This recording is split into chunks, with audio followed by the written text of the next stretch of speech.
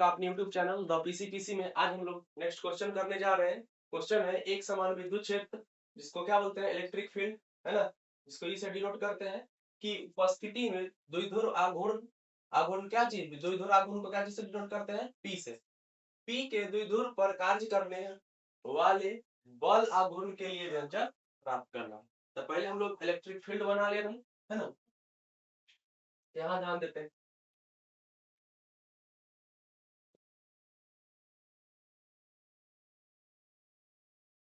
चलिए electric field तैयार हो गया। अब यहाँ ध्यान देते हैं।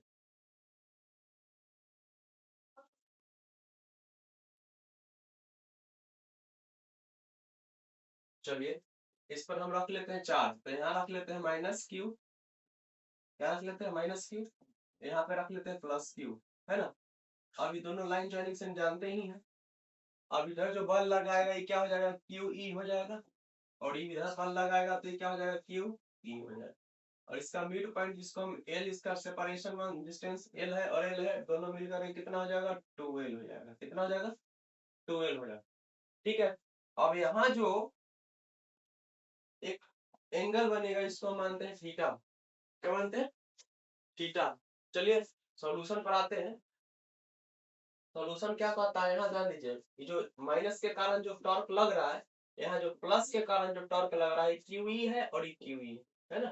तो टॉर्क को जानते ही हम क्या चीज से डिनोट करते हैं, टॉर्क को डिनोट करते हैं टाउ से। टॉर्क, तो टॉर्क हमको किसके रूप में लग रहा है, एफ इंटू डी के रूप में लग रहा है। किसके रूप में लग रहा है, एफ इंटू डी के रूप में लग रहा है। अब यहाँ ध्यान देते हैं, तो लिख लेते हैं यहाँ वेयर डी इक्वल टू, यहाँ जो लग रहा है क्या, परपेंडिकुलर,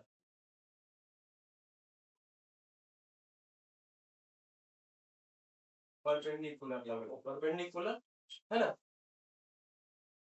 इसको लिख लेते हैं परपेंडिकुलर डिस्टेंस। क्लियर। अब हम लोग आगे बढ़ते हैं। आगे कहता है, यहाँ ध्यान दीजिएगा, आगे कहता है यहाँ पे क्या निकालने के, यहाँ देखिएगा टाउ बराबर क्या हो जाएगा, टाउ वेक्टर टाउ वन, क्या हो जाएगा, दोनों को हम ऐड करेंगे किस, तो ऐड करने के बाद क्या हो जाएगा, टाउ वन और टाउ टू। अब टाउ वन और टाउ टू का वैल्यू यहाँ पे पुट कर देते हैं, तो क्या हो जाएगा एफ, ठीक है, इंटू डी, प्लस क्या हो जाएगा एफ इंटू डी। अब यहाँ ध्यान देते हैं, अब डिस्टेंस का वैल्यू तो परपेंडिकुलर के रूप में है, ठीक है। अब बल जो लगा रहे हैं, अब इसमें वैल्यू हम लोग पुट कर रहे हैं, किसमें, इसमें, ठीक है। ये हमको क्या चीज आया है, टाउ, टाउ हम वैल्यू हमको पुट कर रहे हैं, ध्यान दीजिए। इसमें हम लोग क्या करेंगे, वैल्यू पुट करेंगे। तो वैल्यू पुट करने के दौरान यहाँ जानते हैं बल जो लग रहा है हमको किसके रूप में लग रहा है, क्यू इंटू ई के रूप में लग रहा है, ई क्यू इंटू ई के रूप में लग रहा है।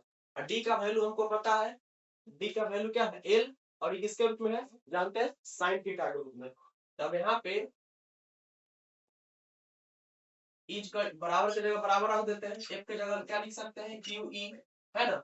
आई हमको टोटल वैल्यू कितना पता है, एल साइन थीटा, ठीक है, प्लस है तो प्लस एक की जगह क्यू इंटू ई हो जाएगा, और क्या चीज हो जाएगा, एल साइन। क्लियर है। अब हम लोग यहाँ आते हैं आगे एक स्टेप। अब यहाँ देखिएगा क्यू इंटू मिल करके कितना क्यू इंटू ई हो जाएगा, टू क्यू ई हो जाएगा, और इसमें से क्या हो जाएगा, एल। आई होप कि आप इसको क्लियर समझ पाएंगे, है ना। अब इसको थोड़ा हम स्लाइड को ऊपर कर ले रहे हैं, है ना? इसी चीज को थोड़ा सा ऊपर कर रहे हैं, पेज बदलने का झंझट नहीं रही, है ना। अब चलिए अब यहाँ आते हैं डायरेक्ट।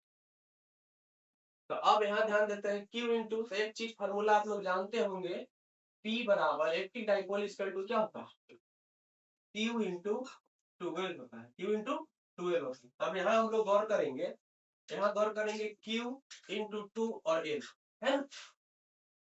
इसके जगह हम क्या लिख सकते हैं, इसके जगह लिख सकते हैं P, क्या लिख सकते हैं, P।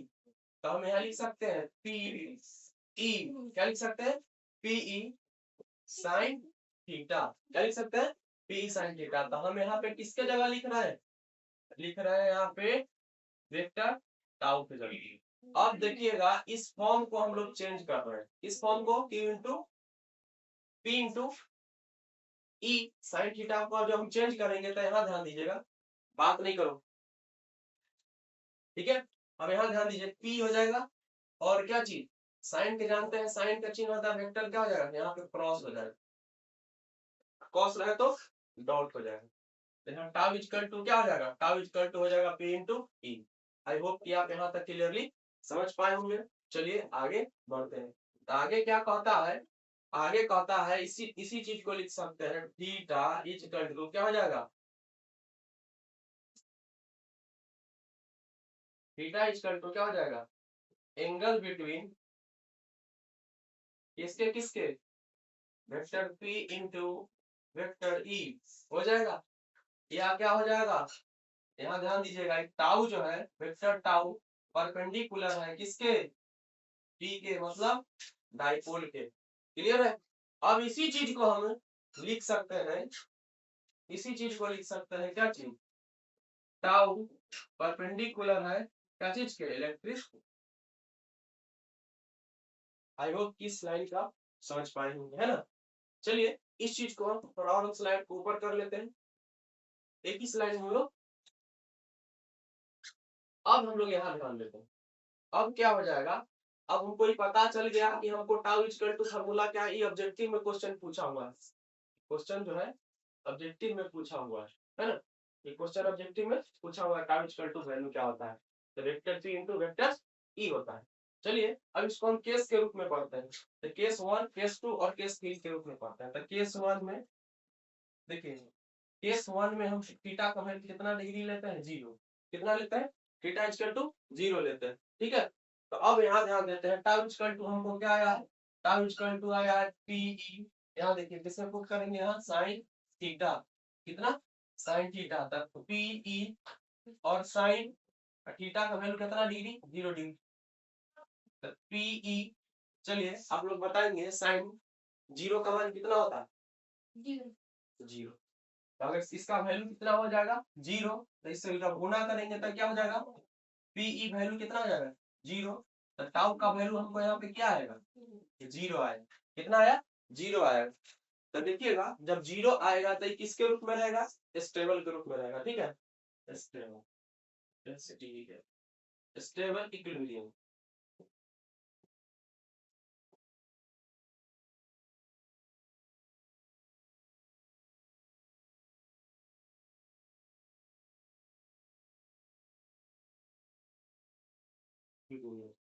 कंप्लीट।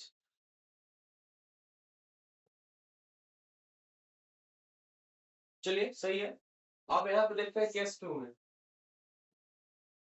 केस 2 में देखते हैं, केस 2 में यहाँ थीटा के मान हम कितना रख लेते हैं, थीटा के मान 180 डिग्री रखते हैं, ठीक है। तो क्या हो जाएगा, टाउ इक्वल टू हो जाएगा PE sine theta, sine theta P के जगह P रहने देते हैं, E sine theta sine 180 degree, कितना साइन 180 180, तो बताओ साइन 180 का वैल्यू कितना के बराबर होता है, 0 के बराबर होता है, कितना 0 के बराबर होता है, तो यहाँ टाउ के वैल्यू कितना के बराबर हो जाएगा, 0 के बराबर हो जाएगा। तो यहाँ पे देखिएगा जब 180 रखेंगे 0 तो ये स्टेबल है, तो ये क्या हो जाएगा, अनस्टेबल हो जाएगा, क्या हो जाएगा, अनस्टेबल हो जाएगा। अब हम लोग नेक्स्ट रख के देखते हैं थीटा का वैल्यू कितना रख करके, 90 डिग्री, यहाँ पे कितना रखे हैं 0, यहाँ पे कितना रखे हैं 180। तो केस 3 में हम लोग यहाँ ध्यान देते हैं, केस 3 में थीटा इक्वल टू कितना रखेंगे 90 डिग्री, तो ये क्या हो जाएगा, टाउ इक्वल टू P क्या हो जाएगा साइन साइन थीटा, तो क्या हो जाएगा PE साइन 90 डिग्री, ठीक है। तो PE क्या हो जाएगा, बताओ साइन 90 के मान कितना होता है, 1 होता है, कितना होता है 1, तो टाउ इक्वल टू क्या हो जाएगा P into E। I hope कि आप इसको केस 1 केस 2 और केस 3 समझ पाए होंगे, क्लियर है। यही मेरा कंक्लूजन आया निकल करके, है ना, इलेक्ट्रिक फील्ड पे हम डाइपोल रख करके बनाया है। चलिए मिलते हैं हम लोग नेक्स्ट वीडियो में, आई होप कि आप अच्छे से ढंग से समझ पाए होंगे, क्लियर है।